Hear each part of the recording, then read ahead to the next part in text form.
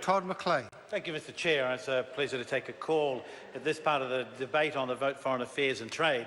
And in particular, I'd like to commend, the majority, all of the members on the Foreign Affairs Committee for the useful report they have put together. Of course, we've heard from other speakers about the great accomplishments in the area of foreign affairs of New Zealand and therefore the government and the Minister Murray McCully over the last year. And of course, that's about our accession, our moving up, being elected to the UN Security Council.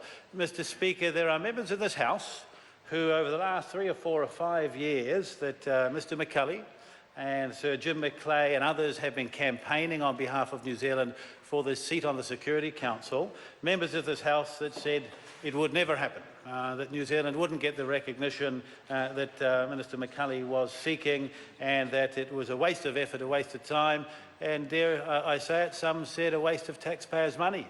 Mr Speaker, I think a significant accomplishment on the part of New Zealand to be elected to the Security Council, not only on the first vote, but with so many votes to spare.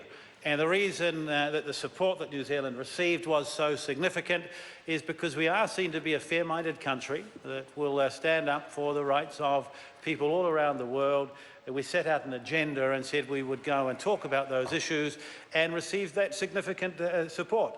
Now, Mr Speaker, I know that every member of this House, bar a few, supports Mr McCully in his work and is certainly very proud that New Zealand has been recognised and received the votes of so many countries of the world.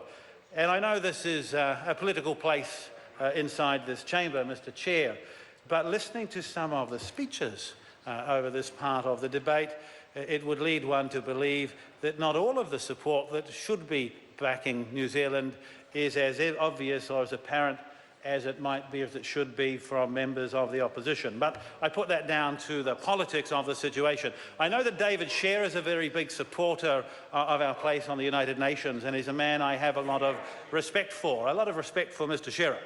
Indeed, he spoke around customs and his concern about the very high churn of officials in the Customs Department. And I was of a mind not to believe him, but then I realised actually, Mr Chair, he has a lot of experience in this area, because nowhere else across government or within this parliament has there been more churn than Mr Shearer and all those other Labour Party leaders over the last 6 years who have rotated through that seat. But Mr Shearer said he was supportive of Mr McCully, but then offered some words of wisdom about what he should actually be doing over there. This is the same Mr Shearer who jumped on a plane to go and support Mr McCully just after, I think, the election last year, and was the very first person to put out a press release following the vote, not congratulating Mr McCully, not congratulating New Zealand or the government, but saying he'd been able to do some important work in the day that he had been there, which helped deliver this victory for New Zealand, and that was Mr Shearer. But put that aside, actually I know his heart is in the right place, and he's one of the few members on that side of the chamber that actually is willing to put what's important for New Zealand first.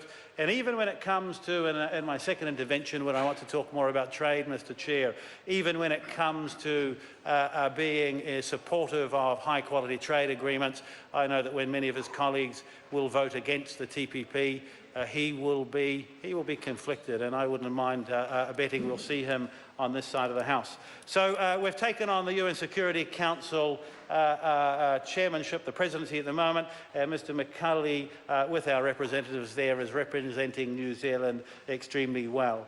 Two other parts I want to speak of in this report, Mr Speaker. The first is our relationship with the ASEAN countries. So in 2015, there will be the 40th anniversary of New Zealand's diplomatic relations with ASEAN, and that's quite some achievement. In fact, we have very important relationships with all of those countries, and indeed New Zealand will host 31 celebratory events across 10 Asian capitals with representatives from these countries to celebrate that relationship, important trading relationship we have with them, but it goes so much further than that. Many of those ASEAN countries supported us towards the UN.